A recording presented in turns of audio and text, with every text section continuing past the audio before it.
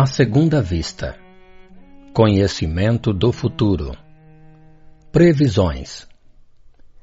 Se no estado sonambúlico as manifestações da alma se tornam de alguma sorte ostensivas, seria absurdo pensar que no estado normal ela estivesse confinada em seu envoltório de maneira absoluta, como o caracol está encerrado em sua concha. Não é, de nenhum modo, a influência magnética que a desenvolve. Essa influência não faz senão torná-la patente pela ação que exerce sobre os nossos órgãos. Ora, o estado sonambúlico não é sempre uma condição indispensável para essa manifestação. As faculdades que vimos se produzirem nesse estado se desenvolvem algumas vezes espontaneamente no estado normal de certos indivíduos. Disso resulta para eles a faculdade de ver além dos limites de nossos sentidos. Percebem as coisas ausentes por toda a parte onde a alma estende a sua ação. Veem, se podemos nos servir desta expressão, através da visão comum, e os quadros que descrevem, os fatos que contam, se apresentam a eles como o efeito de uma miragem, e é o fenômeno designado sob o nome de segunda vista. No sonambulismo, a clarividência é produzida pela mesma causa. A diferença é que, nesse estado, ela está isolada, independente da vida corpórea, ao passo que lhe é simultânea naqueles que dela são dotados no estado de vigília. A segunda vista quase nunca é permanente. Em geral, esse fenômeno se produz espontaneamente em certos momentos dados, sem ser um efeito da vontade, e provoca uma espécie de crise que modifica algumas vezes sensivelmente o estado físico. O olho tem alguma coisa de vago. Parece olhar sem ver. Toda a fisionomia reflete uma espécie de exaltação. É de notar-se que as pessoas que dela gozam não suspeitam disso. Essa faculdade lhes parece natural como aquela de ver pelos olhos. Para elas, é um atributo de seu ser, e que não lhes parece, de nenhum modo, fazer exceção. Acrescentai a isso que o esquecimento segue, muito frequentemente, essa lucidez passageira, cuja lembrança, cada vez mais vaga, acaba por desaparecer como a de um sonho. Há graus infinitos no poder da segunda vista. Desde a sensação confusa até a percepção tão clara e tão limpa como no sonambulismo. Falta-nos uma palavra para designar esse estado especial e, sobretudo, os indivíduos que dele são suscetíveis. Tem-se servido da palavra vidente e, embora não dê exatamente o pensamento, adotá-la-emos até nova ordem por falta de melhor. Se aproximamos agora os fenômenos da clarividência sonambúlica e da segunda vista, compreende-se que o vidente possa ter a percepção das coisas ausentes. Como o sonâmbulo, ele vê à distância. Segue o curso dos acontecimentos, julga de sua tendência e pode, em alguns casos, prever-lhes o resultado. É esse dom da segunda vista que, no estado rudimentar, dá a certas pessoas o tato, a perspicácia, uma espécie de segurança em seus atos, e que se pode chamar a justeza do golpe de vista moral. Mais desenvolvida, desperta os pressentimentos. Mais desenvolvida ainda, mostra os acontecimentos realizados, ou no ponto de se realizarem. Enfim, chega ao seu apogeu, é o êxtase desperto. O fenômeno da segunda vista, como dissemos, é quase sempre natural e espontâneo, mas parece se produzir mais frequentemente sob o império de certas circunstâncias. Os tempos de crise, de calamidade, de grandes emoções, todas as causas, enfim, que superexcitam o moral, provocam-lhe o desenvolvimento. Parece que a providência, em presença dos perigos mais iminentes, multiplica ao nosso redor a faculdade de preveni-los. Houve videntes em todos os tempos e em todas as nações.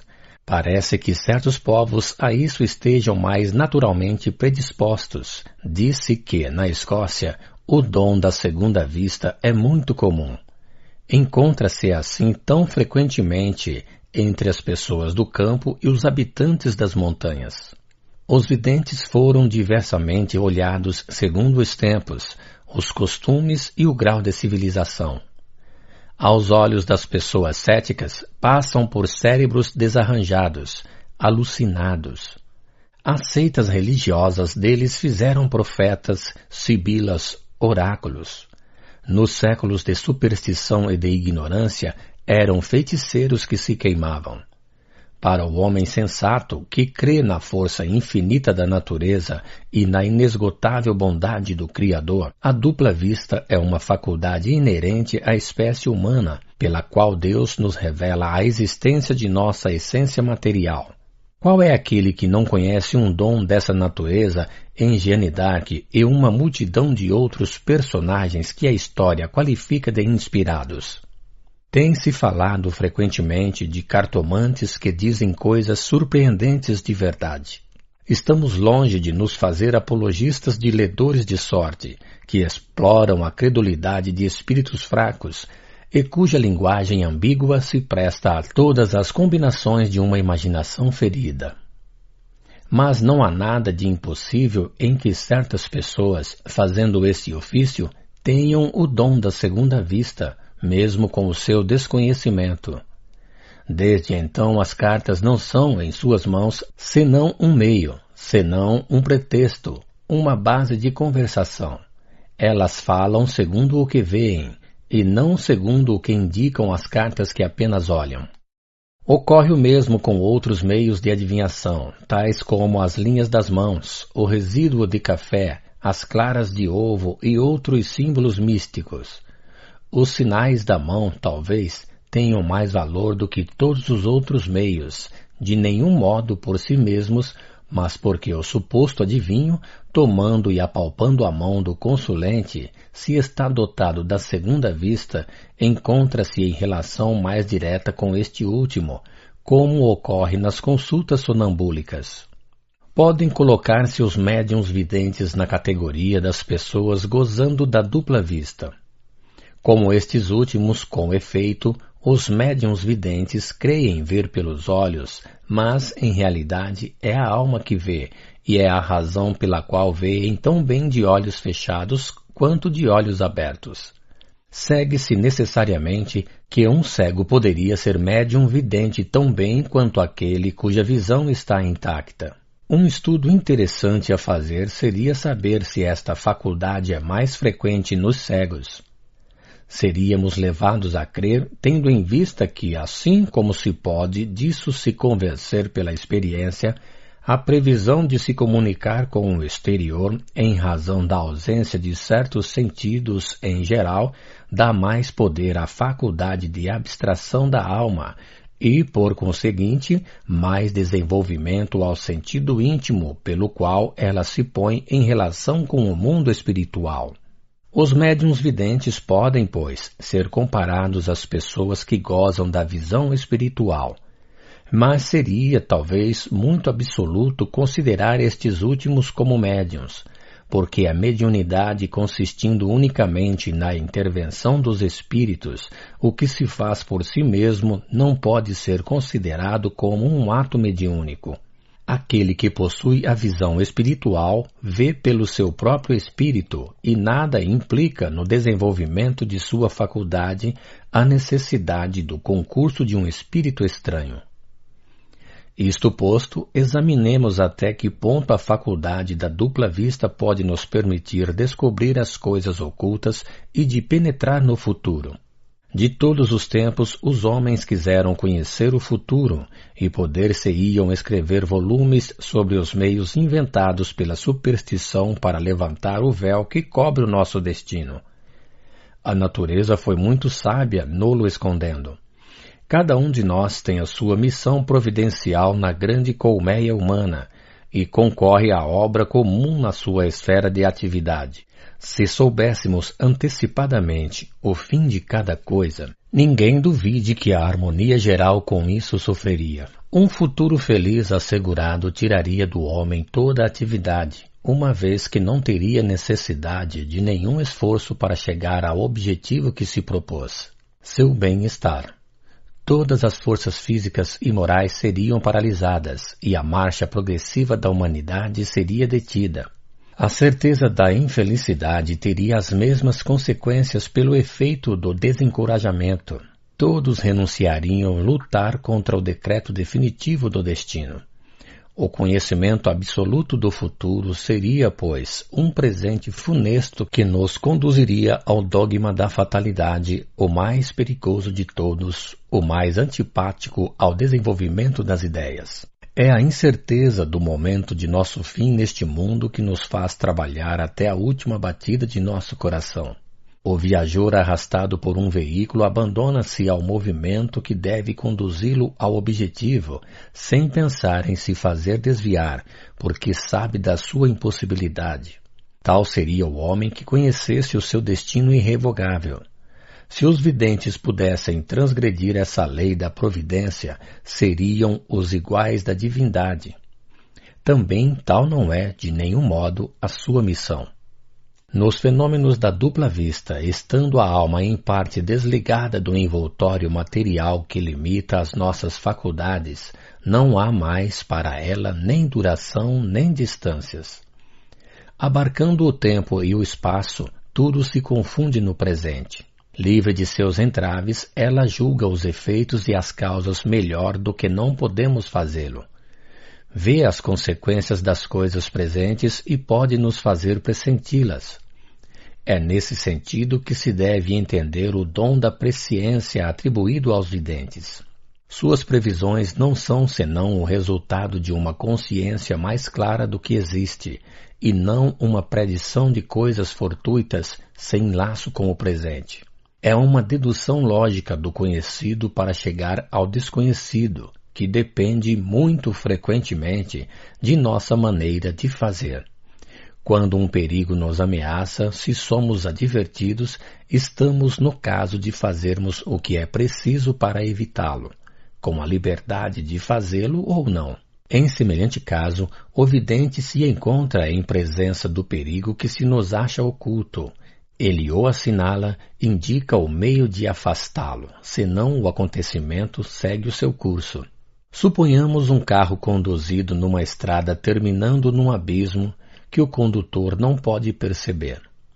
É bem evidente que, se nada vem fazê-lo desviar, irá nele se precipitar. Suponhamos, por outro lado, um homem colocado de maneira a dominar a estrada em linha reta, que esse homem, vendo a perda inevitável do viajor, possa adverti-lo para desviar-se a tempo. O perigo será conjurado. De sua posição, dominando o espaço, vê o que o viajor, cuja visão está circunscrita pelos acidentes do terreno, não pode distinguir. Pode ele ver se uma causa fortuita vai pôr obstáculo à sua queda. Conhece, pois, antecipadamente o resultado do acontecimento e pode predizê-lo. Que esse mesmo homem, colocado sobre uma montanha, perceba ao longe, no caminho, uma tropa inimiga se dirigindo para uma aldeia que quer incendiar. Ser-lhe-á fácil, calculando o espaço e a velocidade, prever o momento da chegada da tropa. Se descendo a aldeia, diz simplesmente: a tal hora a aldeia será incendiada. O acontecimento vindo se cumprir, ele passará aos olhos da multidão ignorante por um adivinho, um feiticeiro, ao passo que muito simplesmente viu o que os outros não podiam ver e disso deduziu as consequências. Ora, o vidente como esse homem abarca e segue o curso dos acontecimentos. Não lhe prevê o resultado pelo dom da adivinhação. Ele o vê. Pode, pois, vos dizer se estais no bom caminho, vos indicar o melhor e vos anunciar o que encontrareis no fim do caminho. É, para vós, o fio de Ariadne que vos mostra a saída do labirinto. À distância daí, como se vê, a predição propriamente dita, tal como a entendemos na acepção vulgar da palavra. Nada é tirado ao livre-arbítrio do homem, que permanece sempre senhor para agir ou não agir, que cumpre ou deixa de cumprir os acontecimentos pela sua vontade ou pela sua inércia. Se lhe indica o meio para chegar ao objetivo, cabe-lhe dele fazer uso. Supô-lo submetido a uma fatalidade inexorável pelos menores acontecimentos da vida é deserdá-lo de seu mais belo atributo, a inteligência, é assimilá-lo ao animal. O vidente não é, pois, de nenhum modo um adivinho. É um ser que percebe o que não vemos. É para nós o cão do cego. Nada, pois, aqui contradiz os objetivos da providência sobre o segredo de nosso destino. É ela mesma que nos dá um guia. Tal é o ponto de vista sob o qual deve ser encarado o conhecimento do futuro nas pessoas dotadas de dupla vista. Se esse futuro fosse fortuito, se dependesse do que se chama o acaso, se não se ligasse em nada às circunstâncias presentes, nenhuma clarividência poderia penetrá-lo, e toda previsão, nesse caso, não poderia oferecer nenhuma certeza. O vidente, e por isso entendemos o verdadeiro vidente, o vidente sério, e não o charlatão que o simula, o verdadeiro vidente, dizemos, não diz nada do que o vulgo chama a boa sorte. Ele prevê o resultado do presente, nada mais, e isso já é muito. Quantos erros, quantas falsas diligências, quantas tentativas inúteis não evitaríamos se tivéssemos sempre um guia seguro para nos esclarecer? Quantos homens estão deslocados no mundo por não terem sido lançados no caminho que a natureza traçou para suas faculdades? Quantos fracassos por ter seguido os conselhos de uma obstinação irrefletida? Uma pessoa poderia lhe dizer: não tenteis tal coisa porque as vossas faculdades intelectuais são insuficientes, porque ela não convém nem ao vosso caráter, nem à vossa constituição física, ou bem ainda porque não sereis secundados segundo a necessidade. Ou bem ainda porque vos enganais sobre a importância dessa coisa, porque encontrareis tal entrave que não prevedes. Em outras circunstâncias, ter-lhe-ia dito: triunfareis em tal coisa, se a tomardes de tal ou tal maneira, se evitardes tal diligência que pode vos comprometer, sondando as disposições e o caráter, ter-lhe-ia dito: desconfiai de tal armadilha que se quer vos estender. Depois teriam acrescentado: estais prevenidos, meu papel está findo. Eu vos mostro o perigo. Se incumbirdes, não acuseis nem a sorte, nem a fatalidade, nem a providência, mas só a vós. Que pode o médico, quando o enfermo não tem em nenhuma conta os seus conselhos?